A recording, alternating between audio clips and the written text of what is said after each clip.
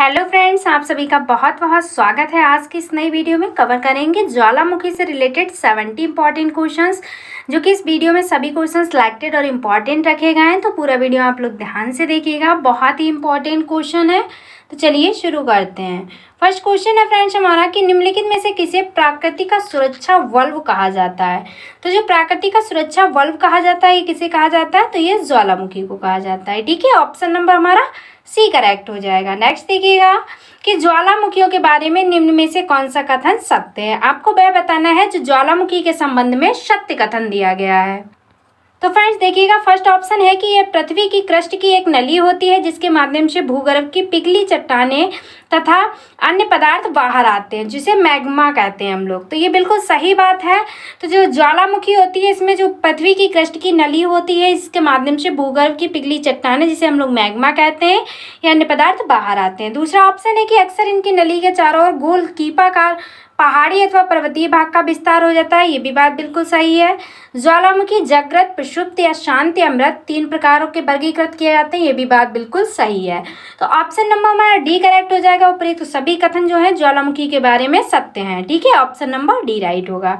Next देखिएगा friends, निम्नलिखित में से कौन सा ज्वालामुखी उन 3 वर्गों में शामिल नहीं है जो उनके उद्भव की आवृत्ति के आधार पर वर्गीकृत किए गए हैं। तो वो कौन सा ज्वालामुखी है? तो वह है यौगिक ज्वालामुखी। बाकी ये 3 सम्मिलित हैं। ज्वालामुखी कैसा होता है? जागृत, प्रक्षुब्ध ज्वालामुखी और मृत ज्वालामुखी। तो ऑप्शन नंबर डी करेक्ट होगा। यौगिक ज्वालामुखी जो है इसमें सक्रिय नहीं है, वर्गीकृत नहीं किया गया। नेक्स्ट क्वेश्चन, किस ज्वालामुखी में अक्सर उद्गार होता रहता है? तो किस ज्वालामुखी में उद्गार होता है? तो वह जागृत ज्वालामुखी में। ठीक है, जागृत ज्वालामुखी में क्या होता है? अक्सर उद्गार होता रहता है। ऑप्शन नंबर ए करेक्ट हो जाएगा। ठीक है, आप लोग ध्यान रखिएगा। नेक्स्ट क्वेश्चन, किस ज्वालामुखी में ऐतिहासिक काल से उद्गार नहीं हुए हैं? जो ऐतिहासिक काल से उद्गार नहीं हुए हैं वे किस ज्वालामुखी में? तो मृत ज्वालामुखी में। ऑप्शन नंबर हमारा डी करेक्ट हो जाएगा। नेक्स्ट क्वेश्चन है, लंबे समय तक शांत रहने के पश्चात विस्फोट होने वाला ज्वालामुखी क्या कहलाता है? तो लंबे समय तक जो शांत रहने के पश्चात जो विस्फोट होता है उस ज्वालामुखी को हम लोग कहते हैं सुषुप्त ज्वालामुखी। क्या कहते हैं? तो सुषुप्त ज्वालामुखी। ऑप्शन नंबर हमारा बी करेक्ट हो जाएगा। नेक्स्ट क्वेश्चन है, पृथ्वी की पापड़ी की ठोस चट्टानों के नीचे जो पिघला हुआ पदार्थ होता है, जो कभी कभी ज्वालामुखी के उद्गार के साथ धरती के ऊपरी तल पर आ जाता है, उसे हम लोग क्या कहते हैं? तो उसे क्या कहा जाता है? उसे कहा जाता है मैग्मा। क्या कहा जाता है? तो मैग्मा के नाम से जानते हैं। ऑप्शन नंबर ए करेक्ट होगा। वेरी वेरी इंपॉर्टेंट क्वेश्चन है ये, इसे आप लोग ध्यान रखिएगा। नेक्स्ट क्वेश्चन है, पहले आश्रु की उत्पत्ति कब होती है? ठीक है, जो पहले आश्रु है टीआईश, इसकी उत्पत्ति कब होती है फ्रेंड्स? तो इसकी उत्पत्ति होती है ज्वालामुखी उद्गार के समय। ठीक है, जब ज्वालामुखी का उद्गार होता है उस समय होते हैं पहले आश्रु। ऑप्शन नंबर सी राइट हो जाएगा। नेक्स्ट क्वेश्चन, ज्वालामुखी में जल वाष्प के अलावा मुख्य गैसें होती हैं। फ्रेंड्स ज्वालामुखी में एक तो जल वाष्प होता है, इसके साथ साथ कौन सी गैसें होती हैं? तो वह होती है कार्बन डाइऑक्साइड, हाइड्रोजन और नाइट्रोजन। कौन कौन सी?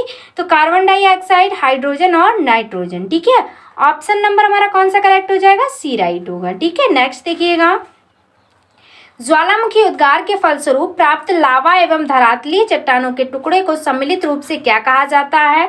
तो ज्वालामुखी उद्गार के फलस्वरूप जो प्राप्त लावा और धरातलीय चट्टाने के टुकड़े होते हैं उन्हें हम लोग क्या कहते हैं? तो उन्हें कहते हैं पायरोक्लास्ट। क्या कहते हैं? पायरोक्लास्ट कहते हैं। ठीक है, ऑप्शन नंबर ए करेक्ट हो जाएगा। नेक्स्ट क्वेश्चन, क्रेटर तथा काल्डेरा स्थलाकृतियों में निम्नलिखित में से किससे संबंधित हैं? तो जो क्रेटर तथा काल्डेरा स्थलाकृतियां हैं किससे संबंधित हैं? तो ये संबंधित है ज्वालामुखी क्रिया से। किससे संबंधित है? तो ज्वालामुखी क्रिया से संबंधित है। ऑप्शन नंबर हमारा बी करेक्ट हो जाएगा। नेक्स्ट क्वेश्चन है, निम्नलिखित में से कौन सी स्थलाकृति ज्वालामुखी क्रिया से संबंधित नहीं है? तो इनमें से कौन सी स्थलाकृति है जो ज्वालामुखी क्रिया से संबंधित नहीं है? तो इसका राइट आंसर होगा फ्योर्ड। कौन सी है? तो फ्योर्ड। ऑप्शन नंबर हमारा डी करेक्ट हो जाएगा। नेक्स्ट देखिएगा, किस स्थलाकृति का निर्माण ज्वालामुखी क्रिया से नहीं होता है? तो वह कौन सी स्थलाकृति है जिसका निर्माण ज्वालामुखी क्रिया से नहीं होता है? तो वह है विसर्प। कौन सी ज्वालामुखी है? तो वृषर्प ज्वालामुखी का जो है स्थलाकृति का निर्माण जो है ये ज्वालामुखी क्रिया से नहीं होता है। बाकी लावा का पठार, लावा मैदान, सिल तथा डाइक ये सब ज्वालामुखी क्रिया के द्वारा ही होते हैं। नेक्स्ट क्वेश्चन है डाइक क्या है? जो डाइक है ये क्या है? तो डाइक जो है ये ज्वालामुखी निर्मित आंतरिक स्थलाकृति है। कैसी है? तो ये ज्वालामुखी निर्मित आंतरिक स्थलाकृति है। ठीक है, आप लोग ध्यान रखिएगा। ऑप्शन नंबर हमारा बी करेक्ट हो जाएगा। नेक्स्ट देखिएगा काल्डेरा संबंधित है। काल्डेरा का संबंध किससे है फ्रेंड्स? तो काल्डेरा का संबंध है ज्वालामुखी से। किससे संबंधित है? तो ये ज्वालामुखी से संबंधित है। नेक्स्ट क्वेश्चन, वह कौन सा महाद्वीप है जहाँ एक भी ज्वालामुखी नहीं है? तो ऐसा महाद्वीप कौन सा है जहाँ एक भी ज्वालामुखी नहीं है?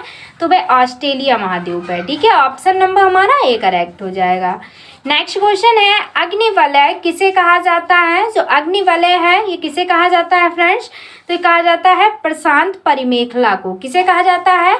तो प्रशांत परिमेखला को क्या कहा जाता है? अग्निवलय कहा जाता है। ऑप्शन नंबर हमारा सी करेक्ट हो जाएगा। नेक्स्ट क्वेश्चन है लेकोलिथ संबंधित है। जो लेकोलिथ है ये किससे संबंधित है? तो लेकोलिथ संबंधित है ज्वालामुखी से। किससे संबंधित है? तो ज्वालामुखी से संबंधित है। ऑप्शन नंबर हमारा ए करेक्ट हो जाएगा। नेक्स्ट क्वेश्चन है पेंट पॉट के विषय में कौन सा कथन सत्य है? जो पेंट पॉट है इसके विषय में कौन सा कथन सत्य है? तो इसका राइट आंसर क्या होगा? उपर्युक्त सभी। ऑप्शन नंबर डी करेक्ट होगा। ज्वालामुखी क्षेत्रों का एक क्षेत्र जिसमें गर्म एवं गहरे रंग का द्रव्य कीचड़ बाहर निकलता है, ये भी सही है। इसके साथ सामान्यतः ग्लेशियर पाए जाते हैं, ये भी बात बिल्कुल सही है पेंटापॉट के बारे में। और जो पेंटापॉट है यूएसए के येलोस्टोन नेशनल पार्क में पाए जाते हैं, ये भी बात सही है। तो right answer option number D हो जाएगा, उपर्युक्त सभी। नेक्स्ट क्वेश्चन, विश्व में सर्वाधिक जागृत ज्वालामुखी कहाँ स्थित है? जो विश्व में सबसे ज्यादा जागृत ज्वालामुखी है ये कहाँ स्थित है, किस सागर में? तो ये प्रशांत महासागर के आसपास स्थित है। कहाँ? तो प्रशांत महासागर के आसपास। ऑप्शन नंबर बी करेक्ट होगा। नेक्स्ट क्वेश्चन है कि विश्व की अधिकांश ज्वालामुखी घटनाएं घटित होती हैं। तो जो विश्व की अधिकांश ज्वालामुखी घटनाएं हैं कहाँ घटित होती हैं? तो ये घटित होती हैं विनाशात्मक प्लेट किनारों पर। कहाँ घटित होती हैं? तो जो विनाशात्मक प्लेटें होती हैं इनके किनारों पर घटित होती हैं। ऑप्शन नंबर डी राइट हो जाएगा। नेक्स्ट क्वेश्चन, विश्व के अधिकांश सक्रिय ज्वालामुखी पाए जाते हैं। तो जो विश्व के अधिकांश सक्रिय ज्वालामुखी हैं कहाँ पाए जाते हैं? तो ये नवीन मोड़दार पर्वतीय क्षेत्रों में पाए जाते हैं। कहाँ पाए जाते हैं फ्रेंड्स? तो नवीन मोड़दार पर्वतीय क्षेत्रों में पाए जाते हैं। ऑप्शन नंबर हमारा सी करेक्ट हो जाएगा। नेक्स्ट क्वेश्चन देखिएगा, प्रशांत महासागर के चारों तरफ स्थित ज्वालामुखी की पेटी को क्या कहा जाता है? जो प्रशांत महासागर के चारों तरफ स्थित ज्वालामुखी है इसकी पेटी को क्या कहा जाता है? तो इसे कहा जाता है अग्नि श्रृंखला। क्या कहा जाता है फ्रेंड्स? अग्नि श्रृंखला कहा जाता है। ऑप्शन नंबर सी करेक्ट हो जाएगा। नेक्स्ट क्वेश्चन है कि विश्व के अधिकांश सक्रिय ज्वालामुखी निम्नलिखित में से किस क्षेत्र में पाए जाते हैं? तो विश्व के जो अधिकांश सक्रिय ज्वालामुखी हैं ये निम्नलिखित में से किस क्षेत्र में पाए जाते हैं? तो ये पाए जाते हैं परिप्रशांत पेटी में। कहाँ पाए जाते हैं? तो परिप्रशांत पेटी में पाए जाते हैं। ऑप्शन नंबर सी राइट होगा हमारा। नेक्स्ट क्वेश्चन है निम्नलिखित में से कौन सा ज्वालामुखी पर्वत का उदाहरण नहीं है? तो जो पर्वत का उदाहरण नहीं है वह कौन सा ज्वालामुखी है? तो माउंट ब्लैक। माउंट ब्लैक पर्वत जो है ज्वालामुखी का उदाहरण नहीं है। ऑप्शन नंबर सी राइट होगा। नेक्स्ट देखिएगा फ्रेंड्स कि विश्व का सबसे ऊंचा ज्वालामुखी पर्वत केंटोपैक्सी कहाँ स्थित है? जो विश्व का सबसे ऊंचा ज्वालामुखी माना जाता है कौन सा? तो केंटोपैक्सी माना जाता है। ये कहाँ स्थित है? तो ये इक्वाडोर में स्थित है। कहाँ स्थित है? तो इक्वाडोर में स्थित है। ऑप्शन नंबर सी करेक्ट होगा। आप लोग ध्यान रखिएगा विश्व का सबसे ऊंचा ज्वालामुखी कौन सा है? तो कोटोपैक्सी है। कहाँ स्थित है? तो इक्वाडोर में स्थित है। नेक्स्ट क्वेश्चन है स्ट्रोम्बोली किस प्रकार का ज्वालामुखी है? जो स्ट्रोम्बोली है किस प्रकार का ज्वालामुखी है? तो ये जागृत ज्वालामुखी है। कैसा? तो ये जागृत ज्वालामुखी है। ऑप्शन नंबर ए करेक्ट होगा। नेक्स्ट देखिएगा मृत ज्वालामुखी किलिमंजारो किस देश में स्थित है? ये भी बहुत ही इंपॉर्टेंट है। किलिमंजारो जो किलिमंजारो ज्वालामुखी है ये मृत ज्वालामुखी के नाम से जाना जाता है। किस देश में स्थित है? तो ये तंजानिया में स्थित है। कहाँ स्थित है फ्रेंड्स? तो तंजानिया में स्थित है। कौन सा? किलिमंजारो। इसका नाम जरूर आप लोग याद रखिएगा, बहुत इंपॉर्टेंट है, कई बार एग्जाम में क्वेश्चन पूछा भी गया है। नेक्स्ट क्वेश्चन है कि फ्यूजियामा किस देश की ज्वालामुखी पर्वत है?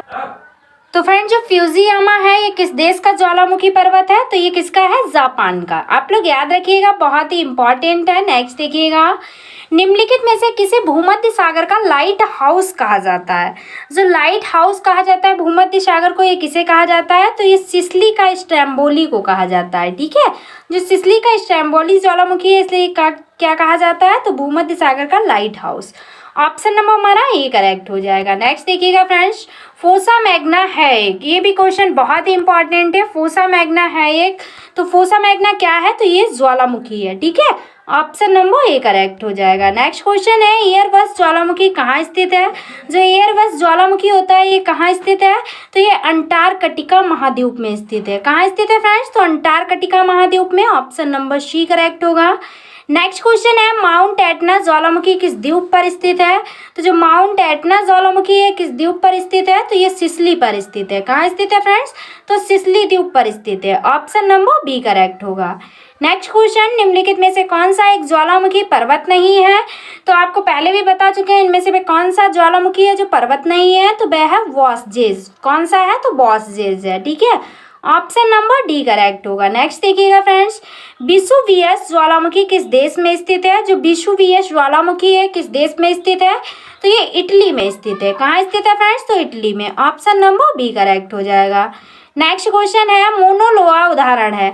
जो मोनोलोआ उदाहरण है ये किसका उदाहरण है, कौन से ज्वालामुखी का, ये भी क्वेश्चन बहुत ही इंपॉर्टेंट है। तो जो मोनोलोआ उदाहरण है ये सक्रिय ज्वालामुखी का उदाहरण है। कैसे ज्वालामुखी का, तो सक्रिय ज्वालामुखी का उदाहरण है। ऑप्शन नंबर बी करेक्ट होगा। नेक्स्ट क्वेश्चन है हमारा कि क्राकाटायो ज्वालामुखी निम्न में से किस द्वीप समूह में स्थित है। ये भी क्वेश्चन बहुत ही इंपॉर्टेंट है। क्राकाटायो, तो ये किस द्वीप समूह में स्थित है, तो ये स्प्रेटली द्वीप समूह में स्थित है। कहाँ, तो स्प्रेटली द्वीप समूह में स्थित है। कौन सा, क्राकाटायो ज्वालामुखी, ठीक है। नेक्स्ट क्वेश्चन, निम्नलिखित में से कौन सा युग्म सम्मेलित नहीं है, आपको वह बताना है जो इनमें से सम्मेलित नहीं है। तो राइट आंसर होगा क्राकाटायो मलेशिया। अभी हमने बताया क्राकाटायो कहाँ स्थित है फ्रेंड्स, आप लोग बताइएगा कमेंट बॉक्स में। इसका करेक्ट आंसर क्या होगा, ऑप्शन नंबर डी होगा, ठीक है। नेक्स्ट क्वेश्चन देखिएगा, किलिमंजारो पर्वत निम्न में से किस महाद्वीप में स्थित है। तो ये पहले भी बता चुके हैं, किलिमंजारो पर्वत कहाँ स्थित है, तो ये अफ्रीका में। अफ्रीका में कहाँ, तो तंजानिया में। याद रखिएगा, आप लोग इससे पहले ही क्वेश्चन बता चुके हैं। नेक्स्ट क्वेश्चन है, एलमिस्टी ज्वालामुखी किस देश में है। जो एलमिस्टी ज्वालामुखी है किस देश में स्थित है, तो ये पेरू देश में स्थित है। ऑप्शन नंबर हमारा सी राइट होगा।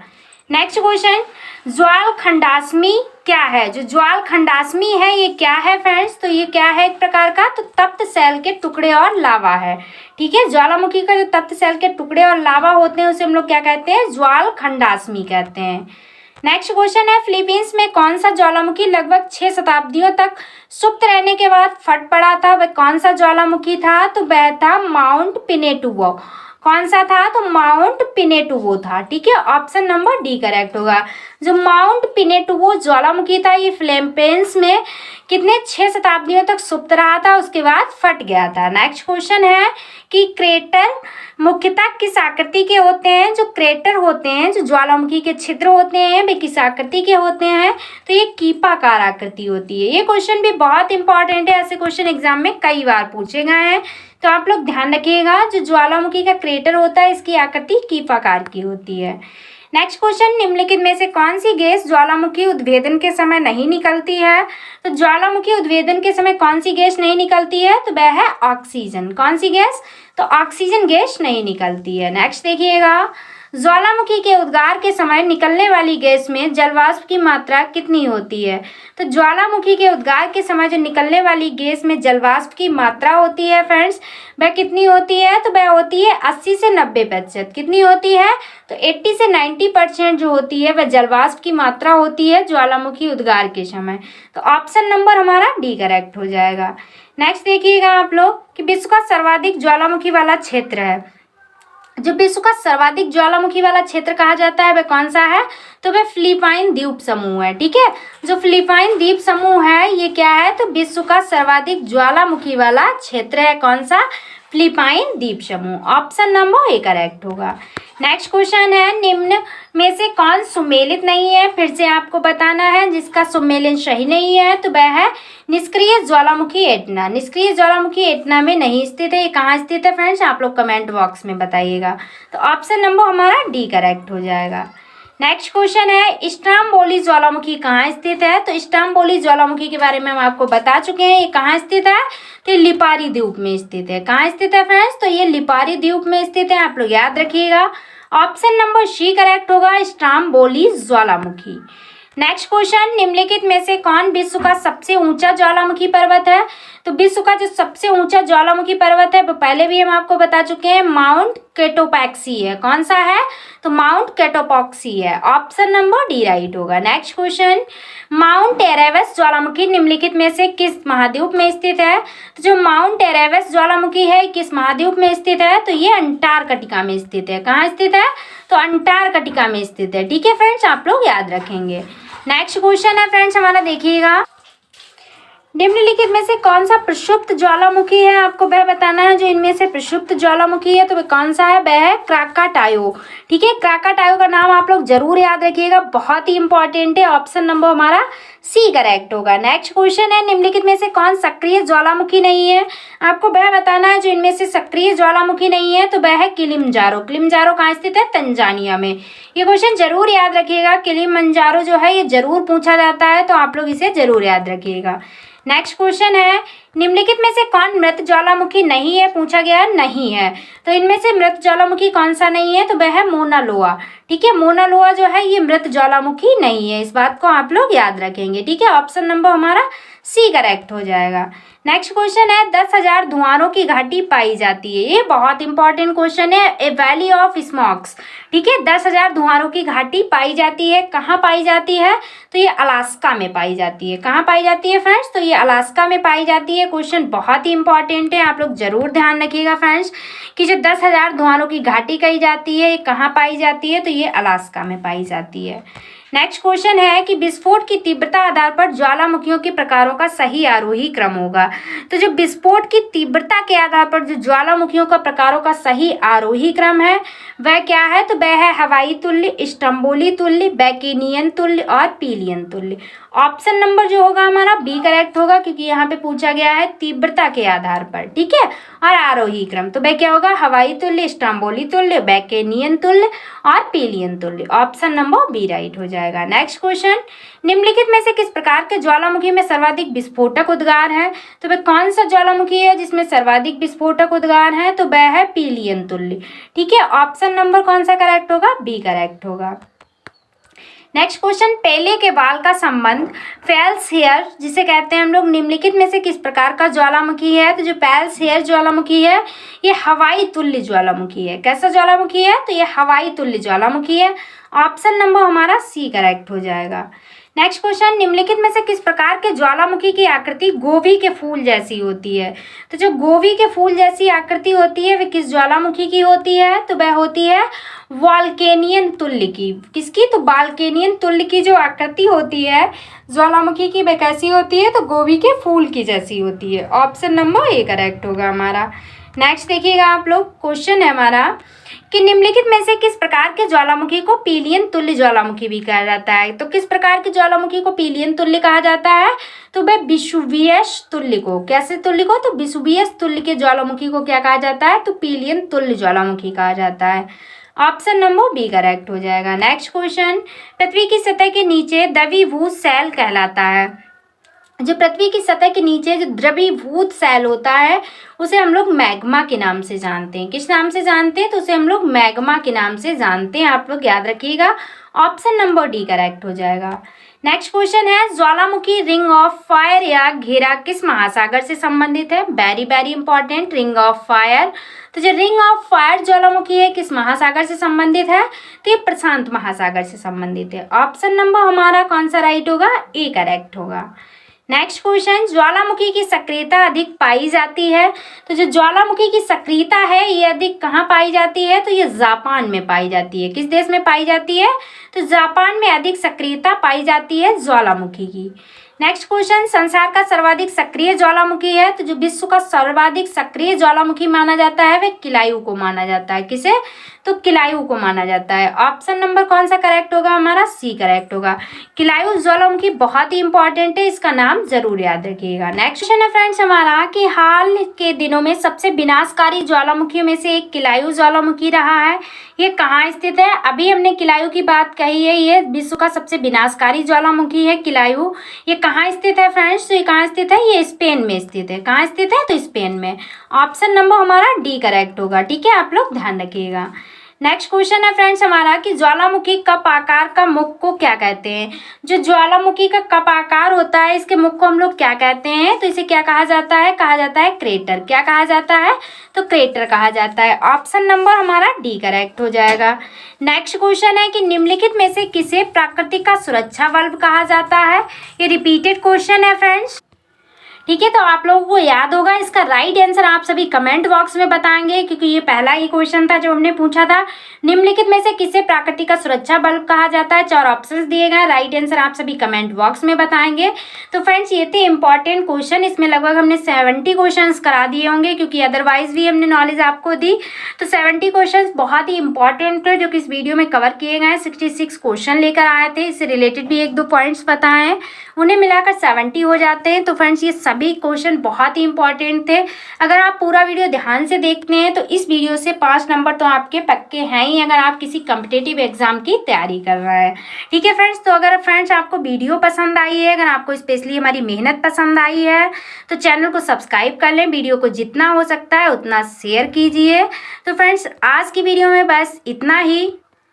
थैंक्स फॉर वॉचिंग, मिलते हैं नेक्स्ट वीडियो में। टेक केयर ऑफ एवरीवन, तब तक के लिए बाय बाय।